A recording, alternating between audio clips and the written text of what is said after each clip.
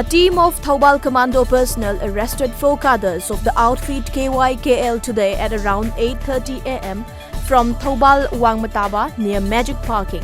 Reportedly, all the arrested persons were handed over to THOUBAL police station for necessary legal action.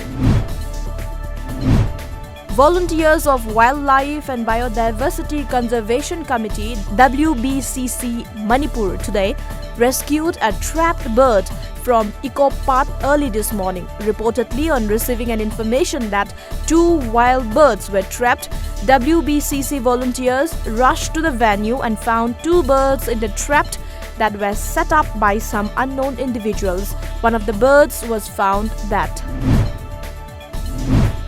The last date for the compulsory linking of the permanent account number with Aadhaar has been extended till March next year.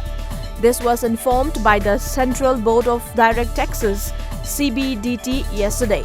Earlier, December 31st was the deadline. Now, smart digital mode e-foreigners tribunals would facilitate tracking of illegal immigrants in Assam. This project is being sponsored by the central government at a cost of ₹99 crore.